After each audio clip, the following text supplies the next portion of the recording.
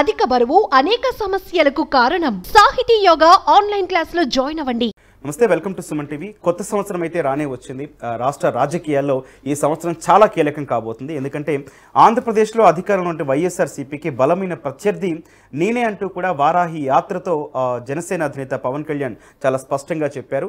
3 రోజుల కాకినాడ పర్యటన తర్వాత కూడా అక్కడ జనసేనకు వచ్చిన ప్రజల నుంచి వచ్చిన విజ్ఞప్తులు కావచ్చు, లేకపోతే క్యాడర్ ఎంత బలంగా ఉందన్న దాని మీద కూడా పవన్ కళ్యాణ్ చాలా సంతృప్తిగా ఉన్నట్టు కూడా సమాచారం అందుతుంది. ఈ నేపథ్యంలో ఇప్పటికే టీడీపీ జనసేన కూటమి ఉంది. మరి ఇది ఎన్డీఏలో జాయిన్ కాబోతుందా? ఇందుకు పవన్ కళ్యాణ్ పావులు కదపబోతున్నాడా? వీటిపై మాట్లాడదాం. ప్రస్తుతం మనతో పాటు ఉన్నారు ప్రముఖ పొలిటికల్ అనలిస్ట్ చందు శ్రీనివాస్ గారు. సార్ నమస్తే అండి. నమస్కారం గౌతమ్ గారు. సార్, కొత్త సంవత్సరం వచ్చింది. ఇది ఎన్నికల నామ సంవత్సరం అయితే ఖచ్చితంగా అనుకోవచ్చు. డెఫినెట్గా ముందుగా మీకు సుమన్ టీవీ యాజమాన్యానికి మీకు నూతన సంవత్సర శుభాకాంక్షలు. Thank you sir, happy new year. అయితే సార్, ఇప్పుడు పవన్ కళ్యాణ్ 3 రోజుల కాకినాడ పర్యటన తర్వాత రాజకీయాలు కొత్త మలుపు తీసుకోబోతున్నాయనే ఒక చర్చ నడుస్తుంది. ఎన్డీఏలోకి టీడీపీ జాయిన్ కాబోతుంది అన్న ఒక వార్త కూడా నడుస్తుంది. పవన్ కళ్యాణే పావులు కలుపుతున్నది కూడా ఇప్పటి వరకు ఉన్న రాజకీయ వర్గాల సమాచారం. సరే, ఏం జరగబోతుంది అంటారు? డెఫినెట్గా అండి, అంటే ఆంధ్రప్రదేశ్ ప్రజలు కోరుకుంటుంది జరగబోతుంది.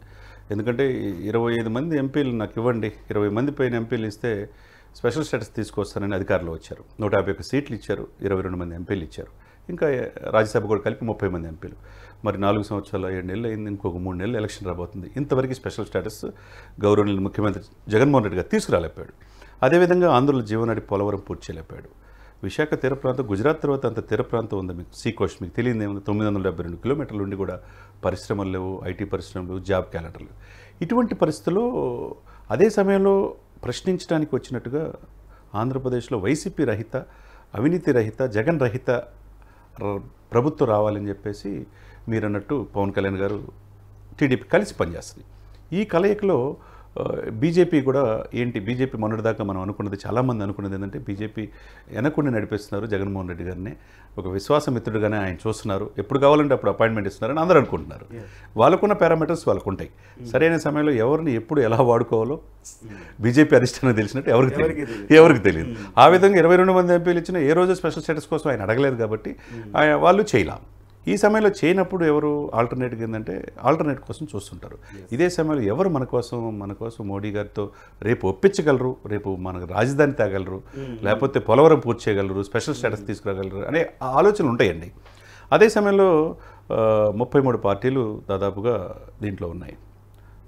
ఎన్డీఏ మిత్రపక్షాలు 26 పార్టీలు అక్కడ ఉన్నాయి, ఇండియా కూటమి. ఈ సిచ్యువేషన్స్లో ఈ పార్టీలో 2 రాష్ట్రాల నుంచి ఎన్డీఏకి విశ్వాసమిత్రగా ఎవరు ఉన్నారంటే ఓన్లీ పవన్ కళ్యాణ్ ఉన్నాడు. అండ్ మోడీ గారి పక్కనే ఉన్నాడు, నాతో పాటు పవన్ ఉన్నాడంటే పవన్ కళ్యాణ్ని నాట్ ఓన్లీ ఆంధ్ర తెలంగాణ కాకుండా దక్షిణ భారతదేశాలు రేపు ఎంపీ ఎలక్షన్స్కి అతన్ని ఒక గేమ్ చేంజర్గా, ఒక ట్రబుల్ షూటర్లుగా వాడబోతున్నారు ఆయన్ని. ఎందుకంటే అతనికి ప్రజాదరణ ఉన్నది కాబట్టి, ఒక నటుడిగా కాకుండా పొలిటికల్ స్టార్ కూడా ఎమర్జ్ అయ్యాడు. 10 సంవత్సరాల నుంచి పార్టీని కనిపెట్టుకొని ఉన్నాడు కాబట్టి. ఇదే సమయంలో చంద్రబాబు నాయుడు గారు మొదటి నుంచి కూడా బీజేపీ మన ఇద్దరం కలిసి పోటీ చేద్దాం అనేది ప్రపోజల్ తీసుకొచ్చింది. మన ఇద్దరితో పాటు ఓటు చెల్లకుండా ఉంటేనే జగన్మోహన్ రెడ్డి ఎదుర్కోగలం, టీడీపీకి ఉన్న ఓటు బ్యాంక్ కూడా మన అవసరం, చంద్రబాబు నాయుడు గారిని నేను ఒప్పిస్తానని ఆ విధంగా చంద్రబాబు నాయుడు గారిని కూడా కావాలని ఆ విధంగా ఆల్రెడీ పెద్దలను కూడా కలవటం జరిగింది. మేబీ ఈ వీక్లోనే అంటే సంక్రాంతి లోపే ఈ పొత్తు అనేది ఎన్డీఏలో. సరే, కీలక విషయం మాట్లాడుకుందాం. పార్టీ స్థాపించి 10 ఏళ్ళు అయిపోతుంది. తాజాగా పవన్ కళ్యాణ్ 3 రోజుల షెడ్యూల్ కూడా ముగిసింది కాకినాడలో. కార్యకర్తలు కానీ, జన సైనికులు కానీ అందరి నుంచి వచ్చిన ఒకటే ఒక విజ్ఞప్తన, సార్ సీఎం కావాలి, మీరు పవన్ గారు సీఎం కావాలని. సార్, ఈ టర్మ్లో పవన్ కళ్యాణ్ని సీఎంగా చూసే అవకాశం ఉందా? అంటే డెఫినెట్గా మీరు చెప్పిన ఆలోచన అండి కోట్లాది మంది ప్రజల్లో ఉంది. ఇప్పటి వరకు రాజ్యాధికారంగా దూరంగా ఉంటున్న సప్రెసర్ గ్రూప్స్ 88% బడుగు బలహీన వర్గాలు, అనగారి వర్గాలకు ఉన్నాయి. అదే కాకుండా ఆంధ్రప్రదేశ్లో single largest community in the state of Andhra Pradesh కాపులు, తెలగ, బలిజ, తూర్పు కాపులు, వాళ్ళలో కూడా ఉంది. ఎప్పటికి కూడా ఈ కమ్మలు 3% ఉన్న కమ్మవారే పరిపాలిస్తారా? 14 సంవత్సరాలు పరిపాలించారు. మళ్ళీ లోకేష్ బాబు గారు నిన్న మన వ్యాఖ్యల ద్వారా మా నానే ముఖ్యమంత్రి అన్నాడు. అంటే మీరు ఎప్పుడు పల్లకీలు మీరే మోస్తే, పల్లకీలు మీరే ఎక్కితే మోసేవాళ్ళు మిగతా వర్గాలు 88% ఉండాలా? అదే సమయంలో 8% ఉన్న రెడ్లు పైనుంచి కింద స్థాయి దాకా జగన్మోహన్ రెడ్డి గారు ఉన్నారు. ఇంకో 10 సంవత్సరాలు రాజకీయం చేస్తూ ఉన్నారు. అంటే ఈ 2 వర్గాలు పోతే 88% రాజ్యాధికారం అవసరం లేదా వాళ్ళకి? రాజ్యాధికారం వస్తే కదా ఏదైనా సాధించేది. ఆ ఆలోచన కలుగుతుంది. ముఖ్యంగా లోకేష్ గారు ఎప్పుడైతే మాట్లాడాడో, మరలా మా నాన్నగారే అనుభవం ఉన్న వ్యక్తి అనుభవం దేనికి 4.5 దశాబ్దాల అనుభవం ఉంటే నీ పార్టీ అంతా నడిపి దేశ రాజకీయాలు శాసించిన చంద్రబాబు నాయుడు గారు జైల్లో 55 రోజులు ఉన్నప్పుడు ఎవరు చేతునందించాడు? ఈ అనుభవం లేని వ్యక్తే కదా నీకు చేతునందించింది. ఆ వ్యక్తి వల్లగా తర్వాత ఈ పార్టీ మెర్జ్ అయ్యి బయటకు వచ్చింది. స్నేహధర్మ ప్రకారం 155 నియోజకవర్గాల్లో కలిసి వెళ్తున్నాం అన్నాడు కదా. ఆ మరక, అవినీతి మరక అంటుకున్నదని తెలిసి కూడా ఇప్పుడు అకార్డింగ్ టు చాలాసార్లు మనం చెప్పుకున్నాం గౌతమ్ గారు, అసోసియేషన్ ఫర్ డెమోక్రటిక్ రిఫార్మ్స్ అనే ఒక నివేదిక ప్రకారం ఈ దేశంలో 38 కేసులతో ముఖ్యమంత్రిగా ఎవరైనా ఉన్నారంటే క్రిమినల్ కేసులు జగన్మోహన్ రెడ్డి గారే. ఇప్పుడు కూడా ఆయన పాస్పోర్ట్ కూడా సిబిఐ పర్మిషన్తో దేశం దాటి వెళ్ళాలి. బెయిల్ మీద ఉన్నాడు. ఇప్పుడు కూడా ఈడీ కూడా అటాచ్ 47,000 కోట్లు అటాచ్ చేసింది. అదేవిధంగా 26 కేసులు క్రిమినల్ కేసులతో చంద్రబాబు నాయుడు గారు ఉన్నారు. ఒక్క కేసు కూడా లేని వ్యక్తి పవన్ కళ్యాణ్ మాత్రమే. ప్రజలు కోరుకోవడం తప్పలేదు కదా. ఇప్పుడు ఎన్నాళ్ళు మిమ్మల్ని పలికి యాశించే స్థాయి నుంచి శాసించే స్థాయికి రమ్మని పవన్ కళ్యాణ్ గారు అంటున్నారు. అప్పుడు ఏమంటున్నారు ప్రజలు? మీరు ముఖ్యమంత్రి కావాలని కోరుకుంటారు. ఇదే సమయంలో జోగి గారు లాంటి వ్యక్తులు కూడా సీనియర్ నాయకులు 88 సంవత్సరాల వయసులో ఆయన ఒక ప్రపోజల్ తీసుకొచ్చాడు. సరే, అనుభవం ఉన్న వ్యక్తులు మీరే. ఈ అనుభవం మొదటి 2.5 సంవత్సరాలు చంద్రబాబు నాయుడు గారు చేయండి. అది చూసి నేర్చుకుంటా సహా ముఖ్యమంత్రిగా అంటే చీఫ్ మినిస్టర్గా ఆయన నేర్చుకుంటాడు. నేర్చుకున్న తర్వాత ఆయన కీలకమైన శాఖల పరిపాలన, అడ్మినిస్ట్రేషన్ కావచ్చు, హోమ్ కావచ్చు, రెవెన్యూ ఆయన చూసుకుంటాడు. నెక్స్ట్ 2.5 years ముఖ్యమంత్రిగా ఆమోదయోగ్యమే మాకు కూడా, ప్రజలు కూడా అది కోరుకుంటున్నారు అన్నాడు. నెక్స్ట్ 2.5 years చంద్రబాబు నాయుడు గారికి ఇస్తే లోకేష్ చీఫ్ మినిస్టర్గా ఉండొచ్చు. ఇరువురికి ఆమోదయోగ్యమైన ఇది జరుగుతుంది, ఇది ప్రజలు కోరుకుంటున్నారు అన్నారు. మరి అది జరిగితే అది జరగాలి. ఎప్పుడు జరగాలి? ఎలక్షన్స్ ముందు, ఈ నెలలోనే. ఈ పొత్తు పొడిచే ముందుగా గౌరవప్రదంగా సీట్లు ఇవ్వాలి. సీట్లు ఇస్తే కదా సార్, రేపు 60 స్థానాలు ఇచ్చారనుకోండి, 50 గెలిచారనుకోండి, రేపు బార్గెనింగ్ కెపాసిటీ ఉంటుంది జనసేనకి. మాకు సీఎం కావాలని అడగడానికి ఉంటుంది.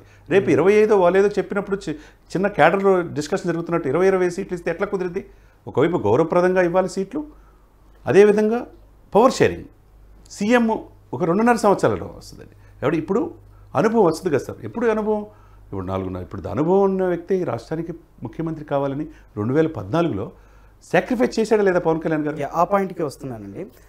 క్యాడర్ అనుకుంటున్నారు, అభిమానులు అనుకుంటున్నారు, రాజకీయ వర్గాల్లో మేధావులు కూడా మాట్లాడిన సందర్భం ఉంది. మీరు చెప్పినట్టు సింగిల్ కేసు లేకుండా, ఏ మచ్చ లేకుండా ఉన్న వ్యక్తి పవన్ కళ్యాణ్. కానీ సార్, పార్టీని స్థాపించి 10 ఏళ్ళు అవుతుంది. బ్యూటిఫుల్ కెరియర్ని పక్కన పెట్టారు. సూపర్ స్టార్, పవర్ స్టార్ హోదాని పక్కన పెట్టి ఆయన రాజకీయాల్లోకి వచ్చి జనాలతో వర్షం పడుతున్నా గొడుగు కూడా పెట్టుకోకుండా సభల్లో ఆయన అడ్రస్ చేయడం కానీ, ఇవన్నీ ఆలోచిస్తూ మరి పవన్ కళ్యాణ్ గారికి ఉండదా అండి సీఎం కావాలని? మరి ఆయన ఏమనుకుంటున్నారు? ఎందుకుండు సార్ పవన్ కళ్యాణ్కి ఉండదని మీరు అనుకుంటున్నారా? ఆయన ఏమనుకుంటున్నారు అనేది ఆయన ఏంటంటే సమయం కోసం చూస్తున్నాడు. ఆయన చాలా స్థితప్రజ్ఞుడు.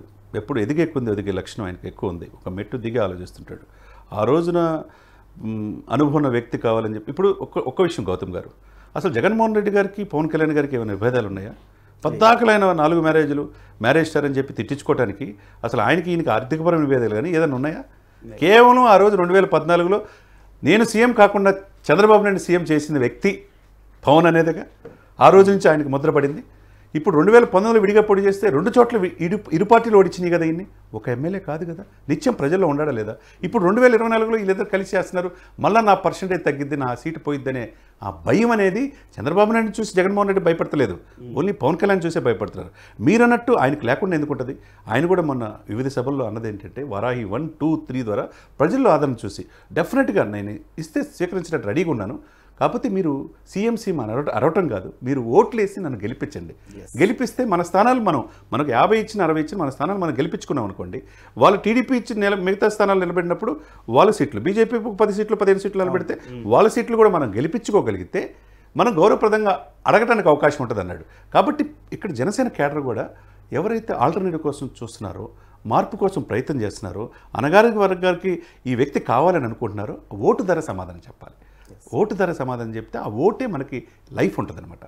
ఆంధ్రప్రదేశ్ చివరికాల కోరిక అనేది ఆ రాజ్యాధికారం అనేది వస్తుంది. ఈ సప్రెస్డ్ గ్రూప్స్ బీసీలు కావచ్చు, ఎస్సీలు కావచ్చు, మైనార్టీలు కావచ్చు, కాపులు కావచ్చు, ఎవరు కావాలి? ఆల్టర్నేట్ ఫోర్స్గా పవన్ కళ్యాణ్ గారు చూస్తున్నారు. కాబట్టి మీరన్నట్టు పవన్ కళ్యాణ్ గారికి లేకుండా ఉండదండి. అంటే కాకపోతే ఏంటంటే ఏదైనా కానీ అధికారం ఉంటే కదా ప్రజలకు సేవ చేసేది. అధికారం రావాలంటే ఓటు వేయాలి. అది ఓటు వేయాల్సిన బాధ్యత ఆంధ్రప్రదేశ్ ప్రజల్లో ఉన్నది. Right sir, thank you sir. Thank you అండి.